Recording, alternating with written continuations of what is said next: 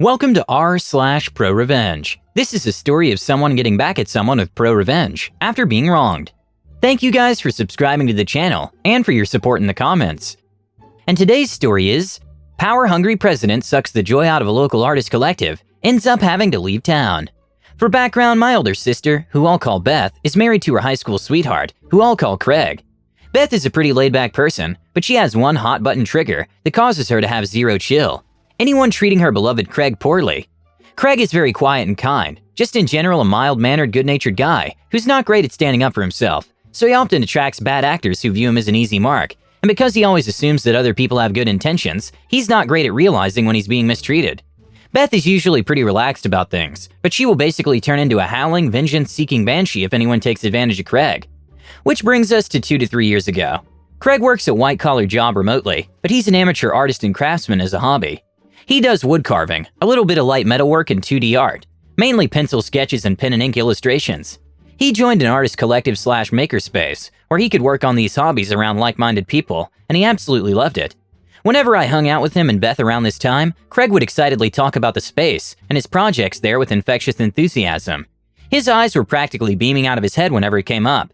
Beth joined too to learn and improve on her own hobby of fiber arts, mainly weaving and dyeing, but she was way less into it than Craig. Sometime after this, the president of the makerspace stepped down. It was essentially a volunteer position, though it came with a small, mostly symbolic stipend. Since the makerspace had no actual staff, being president of the makerspace was a huge undertaking that involved being a one-man show for everything. For a start, coordinating with the board, keeping day-to-day operations going, and chasing the grants that kept the lights on. The current president just couldn't do it anymore with his full-time job, and announced his intention to vacate the role. Craig had come to love the makerspace, and he figured he had the resources to be an effective president. His job is entirely remote and deliverables-based. He can work whatever hours he wants, as long as he's meeting his objectives. So he figured he could work out of the makerspace on his laptop and be available there if anyone needed him, and then do the heavy lifting of the role outside work hours. So he threw his hat in the ring. Enter Jamie, a recent industrial design grad. Jamie was known to be flaky and very dramatic, but he'd been a member of the makerspace for a couple of years, almost as long as it had existed, and he felt entitled to be handed the presidency because he had seniority.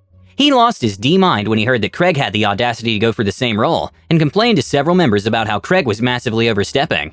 This got back to Craig, who didn't really take it seriously, and it also got back to Beth, who of course was already irritated that Jamie was SH-stirring, but kept it to herself. Long story short, Jamie won the member vote by a small margin, which Craig was very gracious about. Craig congratulated Jamie on the victory, then settled back into business as usual.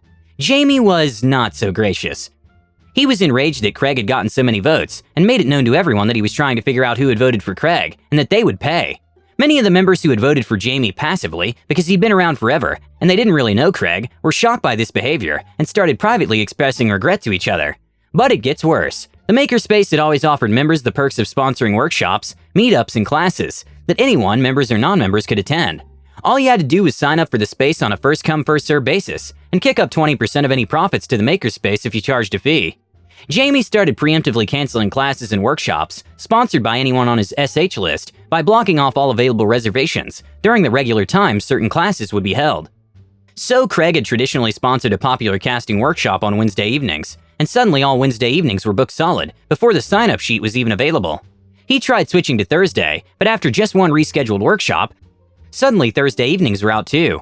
He tried Tuesdays, but because it was so early in the week, no one could come.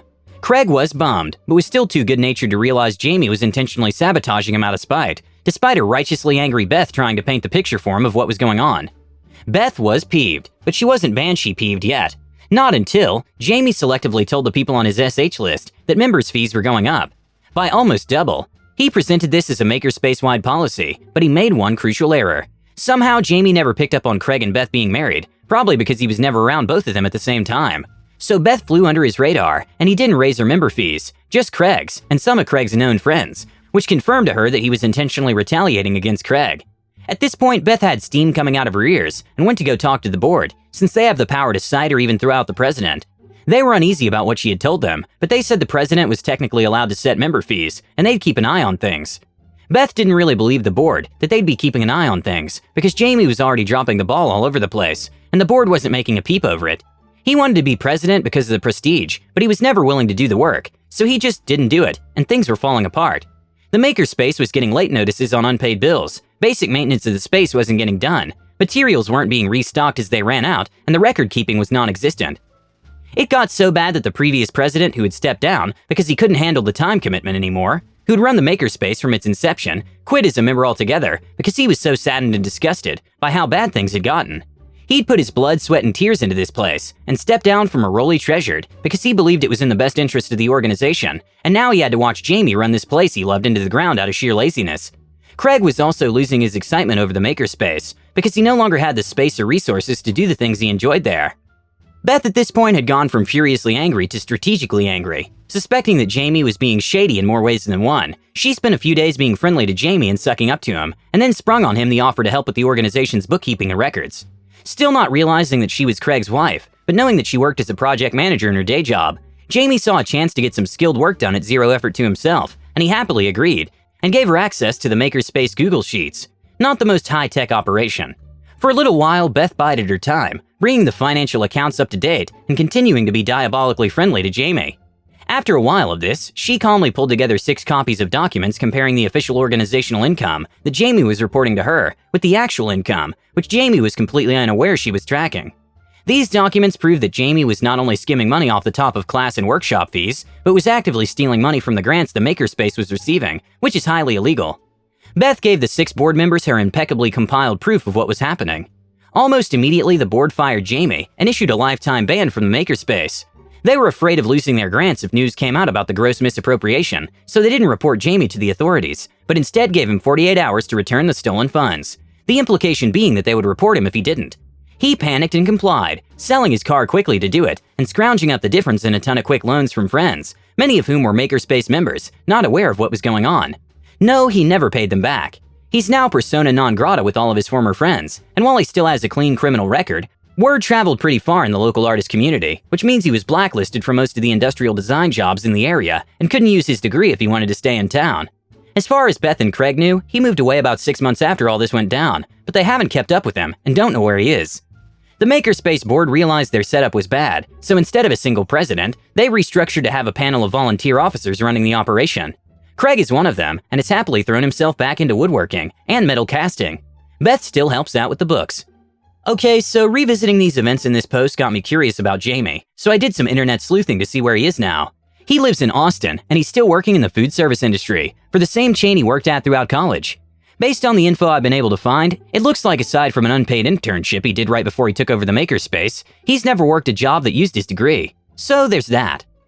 The second story is, my mom is very good at her job and uses her experience to get revenge against a negligent semi-driver in their company. First, a little backstory. Back in 2008, I got a convertible PT Cruiser for my birthday. Yeah, a bit stupid sounding, but it was cheap, super dependable, great condition, and it was a freaking convertible. I definitely enjoyed the heck out of that car during the summer.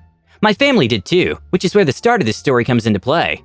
My parents love to take cruises around in the car. They'll go to all sorts of different places, take the dog and make a nice morning or afternoon out of it. Well, one day back in 2010, they were driving on the interstate with my sister and dog in tow. They end up behind a semi with a flatbed trailer and big stacks of parts strapped down on the top of it. Imagine whitish, shiny metal beams, but smaller. Well secured would not be a good term to describe this load, because those parts fell off the trailer and right into the path of my parents. They described the scene as chaos. My dad, driver, was swerving around the road to avoid falling pieces potentially going through the windshield. My sister was squeezing the dog for dear life. Pretty much a whole lot of chaos. They finally managed to stop on the side of the highway. The family is terrified, the dog is freaked out, and the car is in terrible condition as a result of being hit by and driving over metal beams. The worst part? The driver kept on going. Didn't stop, didn't pull over, basically left the scene of an accident with the load still not secure.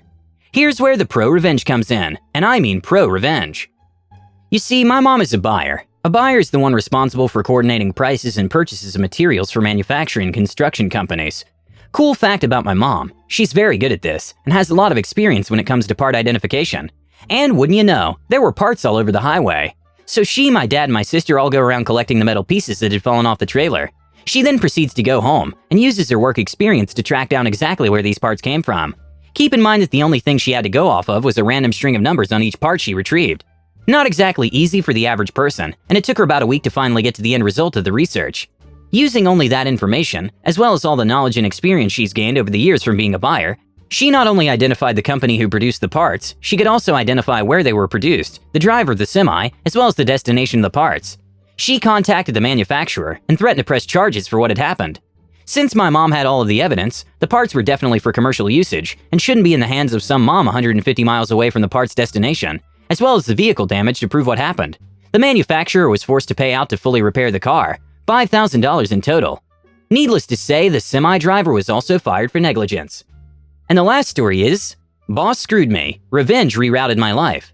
Settle in, this is a longer one. I used to work as an apprentice electrician. I was about 2 months away from being eligible to test for my electrician's license when I blew out my knee while on the job. I was unable to work and needed surgery, so I applied for workers' comp. A little bit of background. I was a recreational marijuana user. However, I live in Colorado where it's legal. I never used before or during work, and my boss knew about it. He had told me that as long as I gave him one clean urine sample, I could continue to use. Also, I can't take opioid painkillers without severe side effects, so I prefer to use THC for pain management. After I blew out my knee, I abstained from smoking until I took a drug test and passed. I then confirmed with my boss that I had done what I needed to, and I could smoke again. I began using marijuana for pain relief, as at this point I was still waiting for the surgery I needed. Shortly thereafter, my boss surprised me with another drug test, which I failed, as he knew I would. He then fired me. So now I'm jobless. I still have a bum knee which needs surgery, and workers' comp is refusing to pay for it, all because I trusted my boss. After 4 months of fighting with the insurance company, I paid for the surgery myself. As I recovered, I continued to fight with insurance, and eventually wound up with a cash settlement, enough to live on for at least 6 months. Finally, it's time for revenge. I spent the time that I was on crutches researching and studying small business ownership, contractor licensing, and building laws. As soon as I could walk again, I'm starting my own handyman business. I built this business into a very successful business, with employees and a widespread and very wealthy client base.